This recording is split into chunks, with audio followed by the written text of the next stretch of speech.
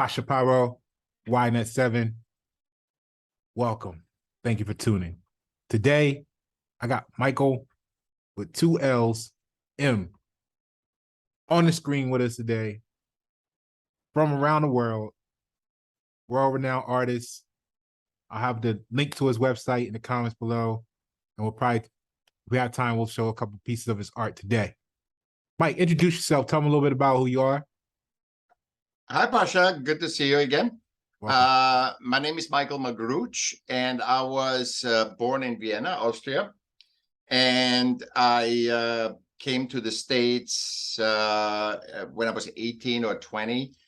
I live currently in Southern California in Laguna Beach, and I could never fit in any systems because I'm extreme dyslexic.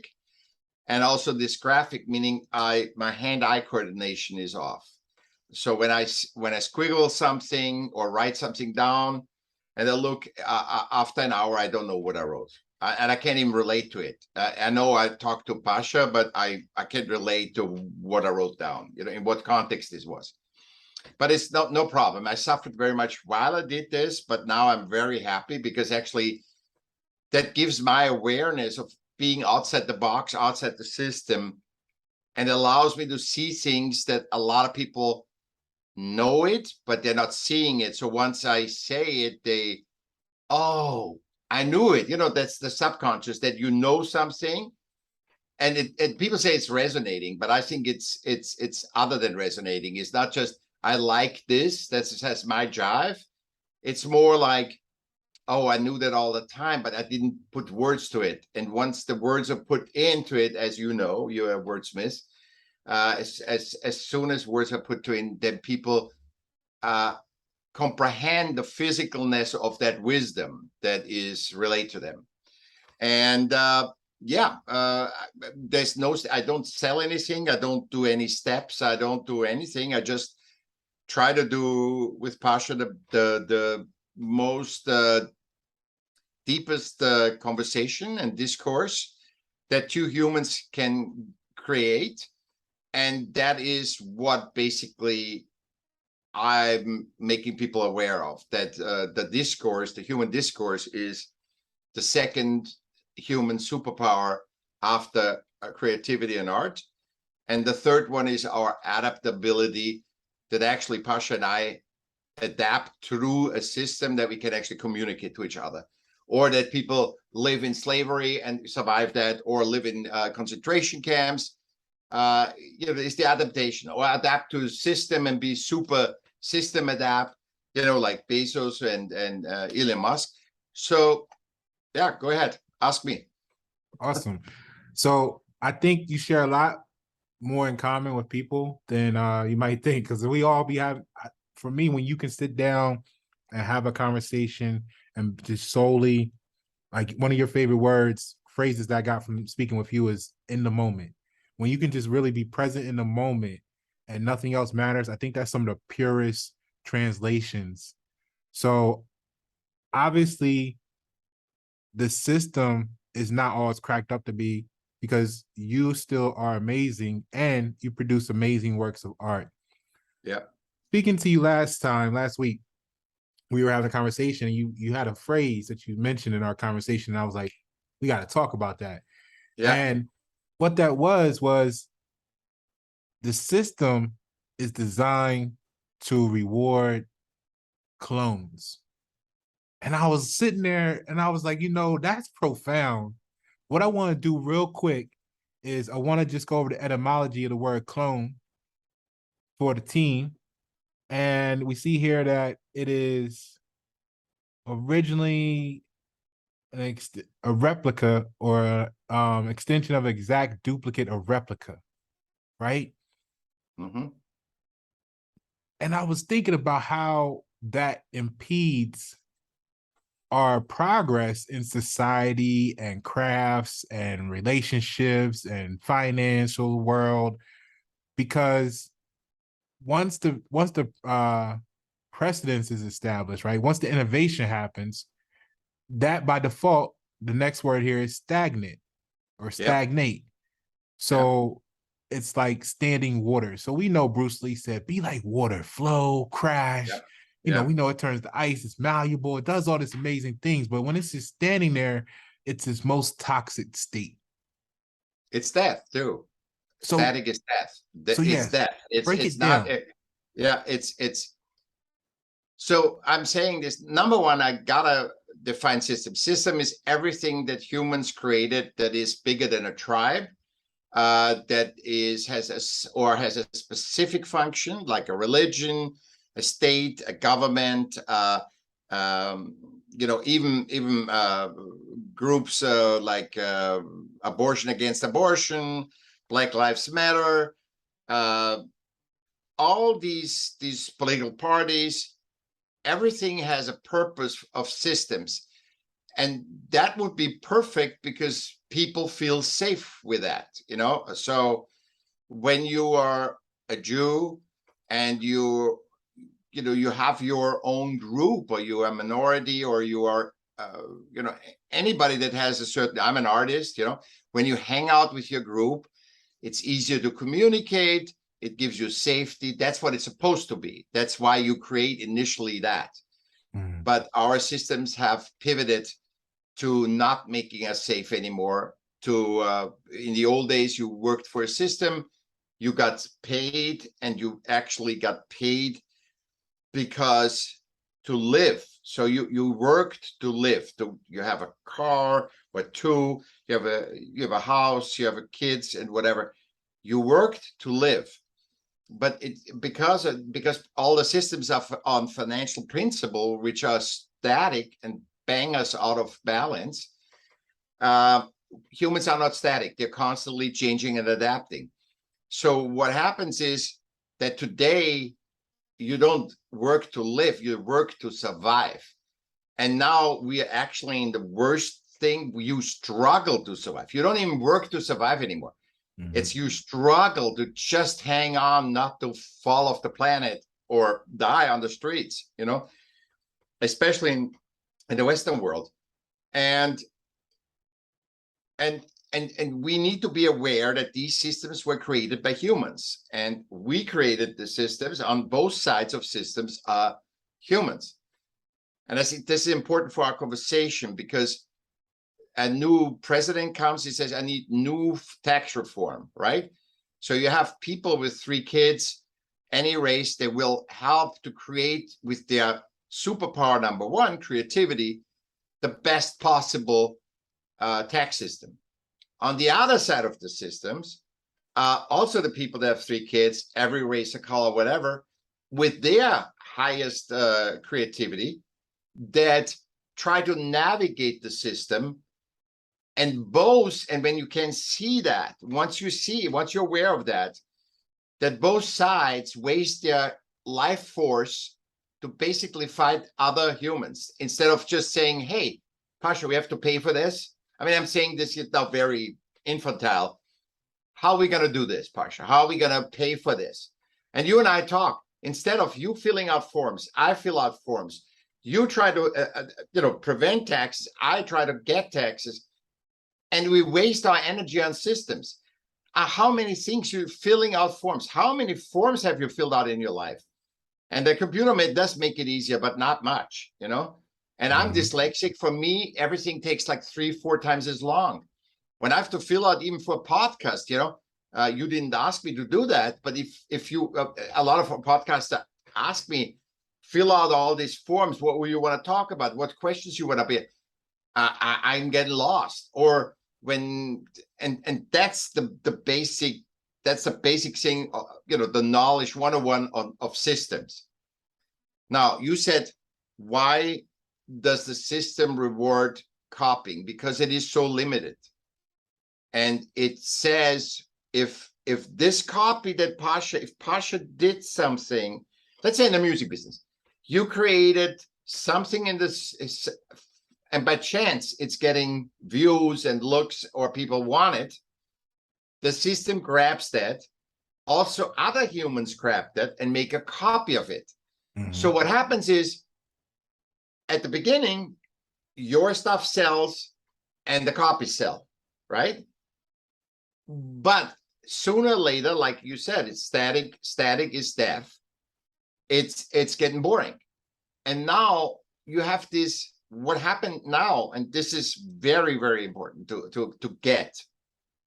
We create so much that we don't have the time anymore to A, find it, to B, have the money for it, but that's even a little thing, and to experience that you offer, that product, that service, whatever you offer. We don't have the time anymore, first, to find what is the best for me, even with all the keywords.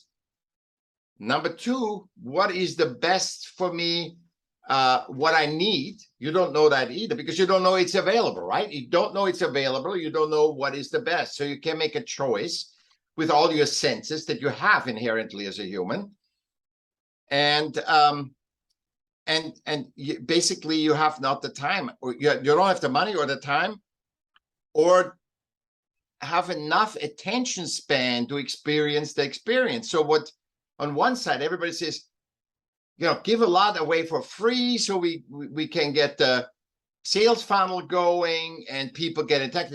People have, and that's why sales funnels completely collapsed, because people don't have the time to get in the funnel, to get down to the core product.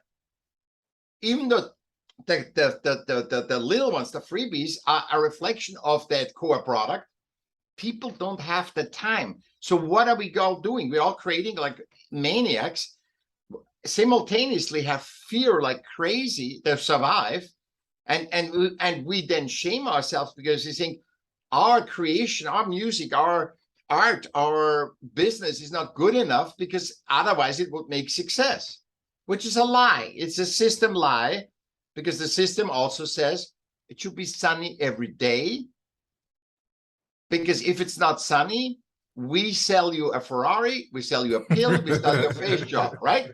We're gonna sell you something, right?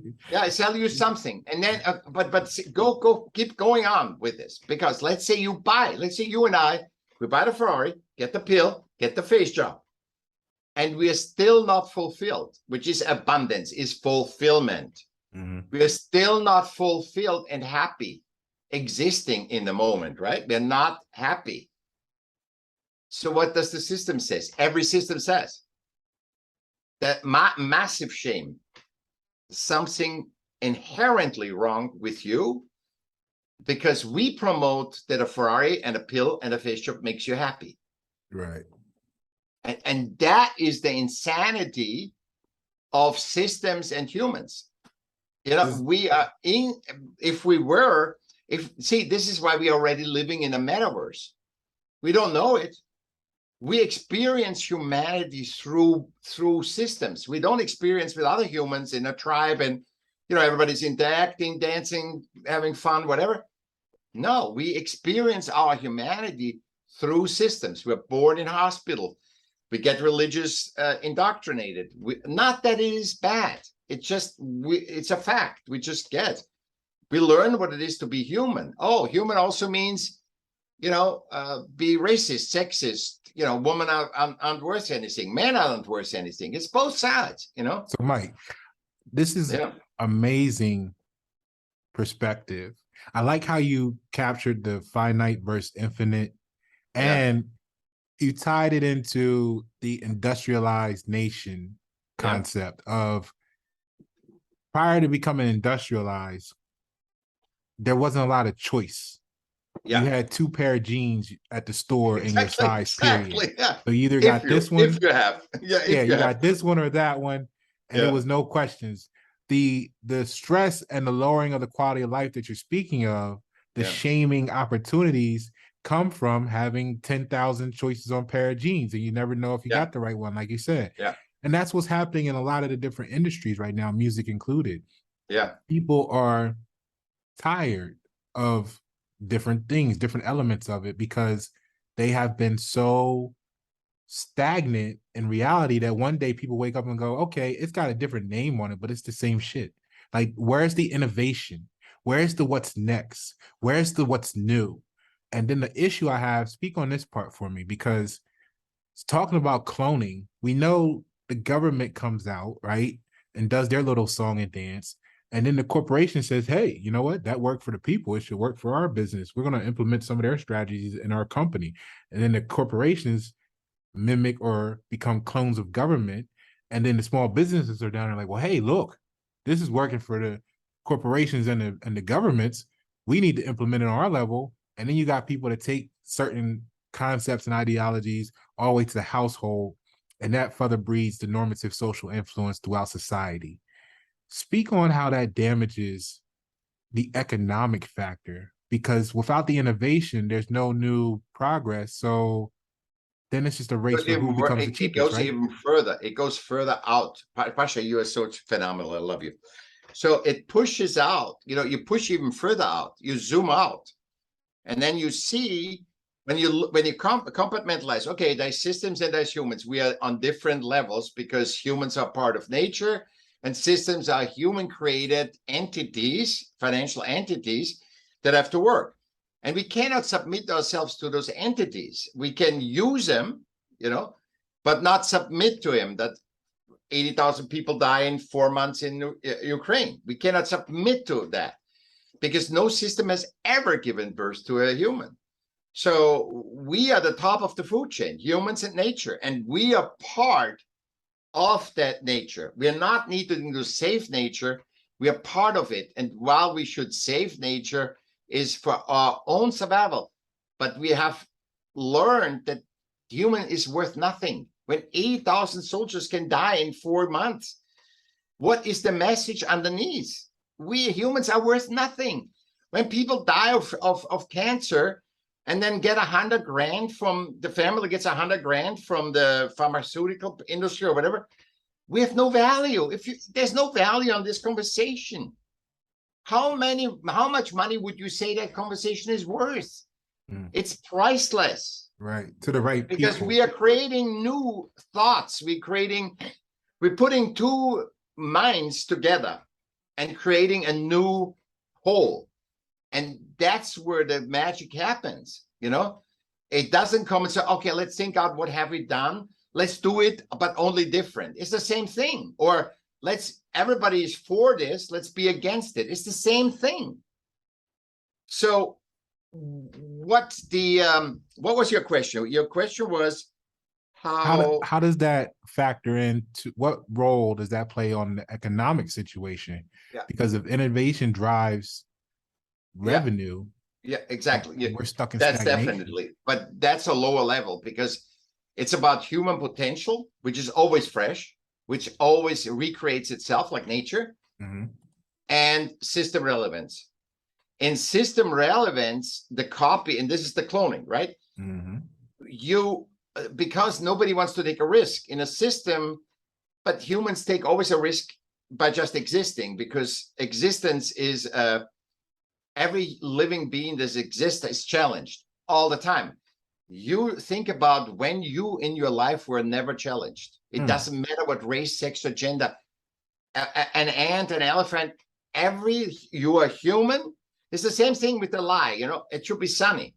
When you are a human being or a living being, you are challenged because that keeps you alive. That challenge keeps you grow, that keeps you fresh. And out of that discovery comes what comes out? Human potential, meaning our limitless. We unveil our limitlessness by being challenged, by being alive.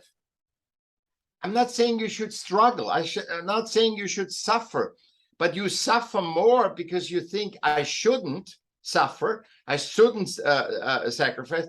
I shouldn't be depressed because I'm depressed right now, or I shouldn't be I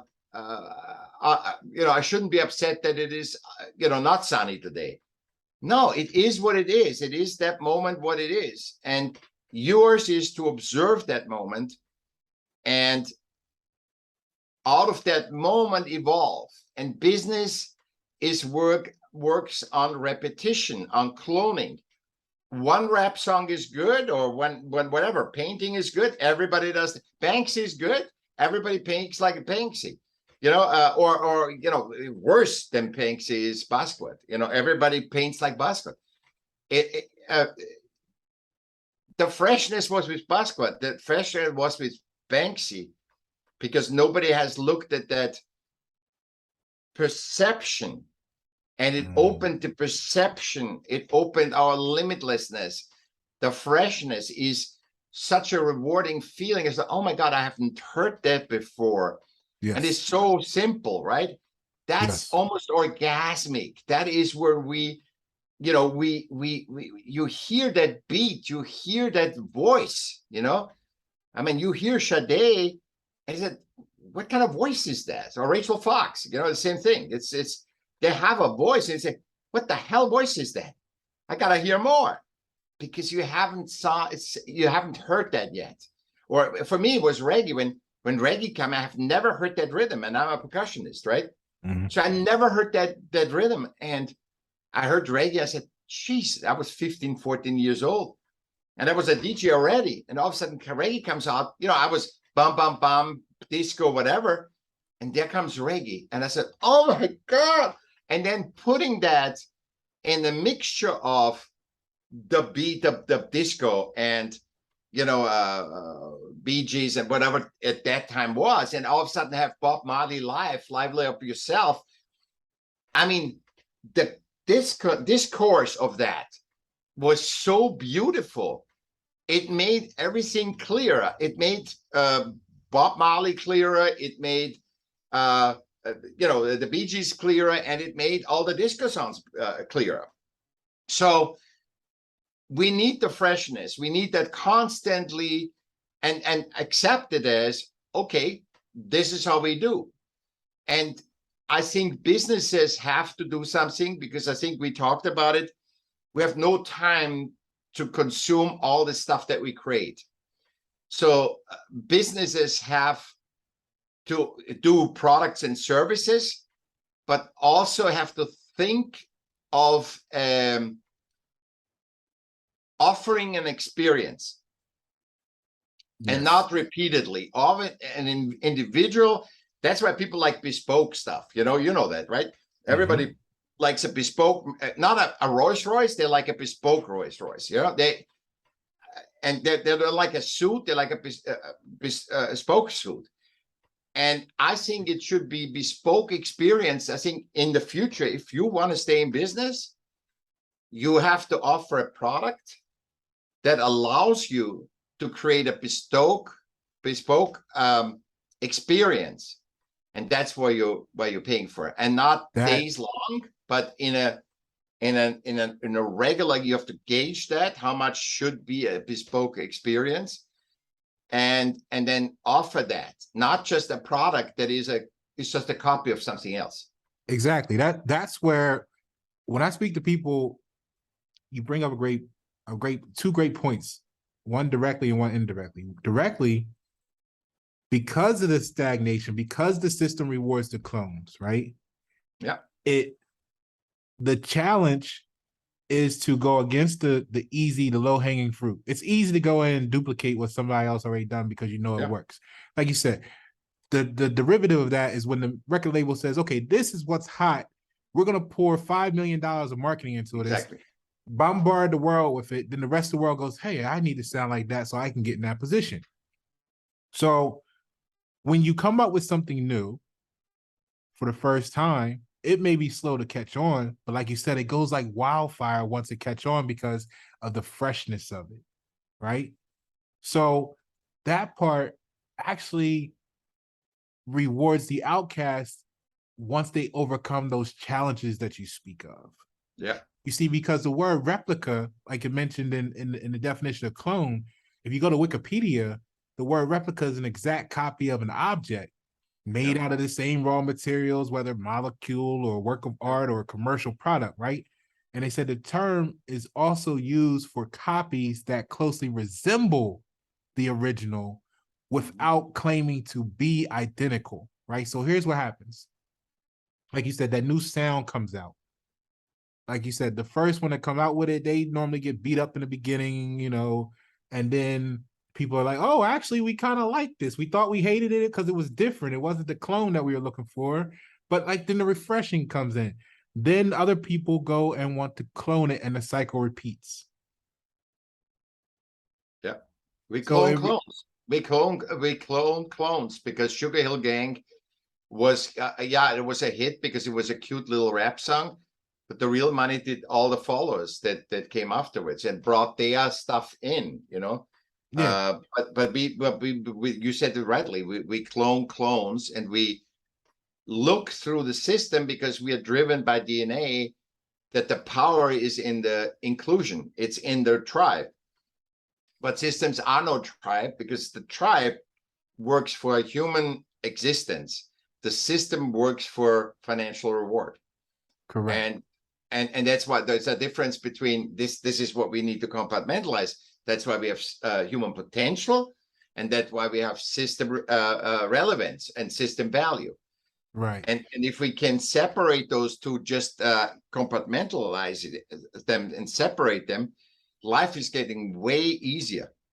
And we can actually use our own systems that we create. Let's say you create music, or you create a group, or whatever, to be more effective, because you always want to be human effective, not system effective.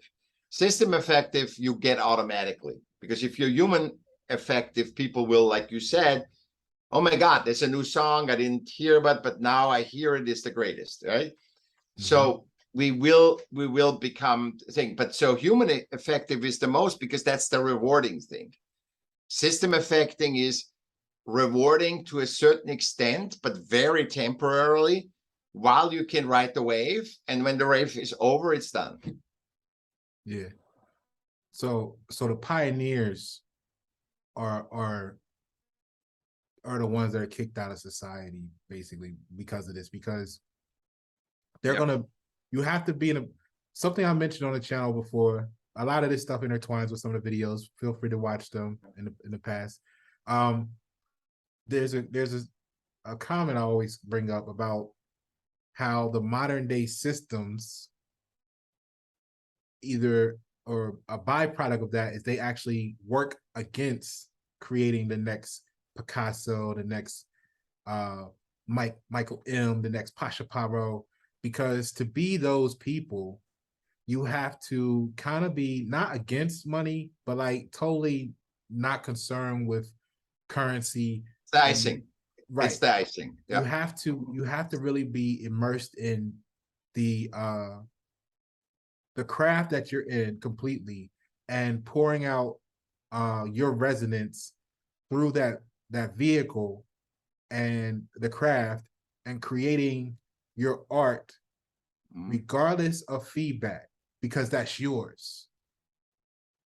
Yep. And that takes a lot of daringness, like you said, to fight against the, I don't know if daringness, you know, Pasha, I don't know if it's just daringness. What it is you have to be courageous enough to see yourself not as a failure, because I could have seen myself as a failure, and my parents weren't super supportive, or I wasn't bullied or anything, but I could have just said, you know what, I just can't read. I failed 2 classes.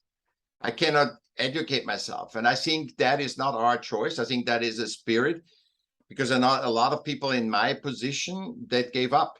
And it's not that I'm better. It's just, you know, in every race you have it, even there's people that are shining. And I don't think that is our, because the system says, yes, cloning. If you put your hands to it and you work hard, you make it. Working hard, right. Success has zero combination. Yeah. Half of the human workforce, or 60% of the human workforce, make $5.50. You want to tell me 60 of the workforce of this world? You want to tell me 60% of the workforce on this world are lazy? Bullshit. No. There is no such thing as lazy. And working hard has zero to do with success, has zero to do with being famous, has nothing to do with each other. They can overlap, but it is not a given that when you are famous, you're making money. When Yeah. you are successful, you're making money. That is a perception that everybody, like people come to me and say, oh, you must be rich, or you have 105 podcasts and whatever. No, I just enjoy what I'm doing. Right. But I'm not rich. I'm not wealthy at all. The wealth But I is am happy every day. I'm fulfilled every day. I wake up and say, great. And then I look at my calendar and say, I'm talking to Pasha. I can't wait, you know? yeah, the wealth is in that being able to be happy and experience Yeah. your true happiness despite what others may think, despite the fear of not being accepted, because that's really what the society and the system is revolving around, is the need for acceptance, and they're commercializing it. So we got about 4 minutes and change left, and I want to have you back on where we can explore some other topics. Yeah. Because you're amazing mind, and I'm really enjoying this conversation and your perspectives. So give me and those with us your summary of closing remarks on the system rewards the clones. It rewards what can be repeatable. And I'm asking, I have a counter question. Why are we rewarding clones? Why are systems rewarding clones? The systems reward clones because they're based on the financial principles, which try to primarily survive by reducing risks. So it's forcing humans to clone each other. Humans clone each other naturally. You know, you see all the groups and people have to go, oh, I like this, and this is my vibration, and I kind of emulate that. But systems incessantly manipulate people, and on the other side of systems are humans too. We never forget that. And they reward because they work on financial principles. We need to have ethical financial principles that work for humans, not for the system, not for the principles. We created this damn thing. You cannot create a monopoly game and says, oh my God, I'm experienced my humanity through the monopoly game. It's a very limited game, and financial principles are very limited. You know, I think I hope that helps you. That makes it clear. No, it definitely does. I mean, what we're basically breaking down here is the irony of a system that rewards things, like you said, that can be duplicated under the pretense that everyone is being original. What kind of irony is that? No, it's absolutely insane, and also it kills us because we cannot be human. We adapt to okay, I need to copy the best. I need to get Jay-Z and then Michael Jackson and then this, and I'm mixing it together, and a new Tribe Called Quest, I'm taking that, and then I just make a new thing, and it's just inhumane. That's not what humans do. Yeah, humans like to tinker, they figure out themselves, right? Yeah, they calling it new, and it's clearly not. So that gives us, the people like us, an opportunity to explode onto the scene with originality. Michael, I appreciate your time today. I'm gonna get the links. I'm gonna put them in the description below. I had a little scroll going on some of your artwork. I want to drive some people to your website, let them get to know who you are, and build from there. I would like to have you back on in the future. Where would you like them to reach you at? MichaellM.com. I have one hub where you can get all my socials and everything else. It's MichaellM.com, Michael with 2 L's. And I would encourage everybody to listen a couple times to this podcast, because we really served it. Yeah, Pasha and I served it up. We really get you a great meal. All you can eat. Why not 7? Yeah, exactly. Pasha Paroh. I got Michael in with me. I'm Pasha Paroh. Thank you for tuning in. Appreciate you. Let's reconnect real quick.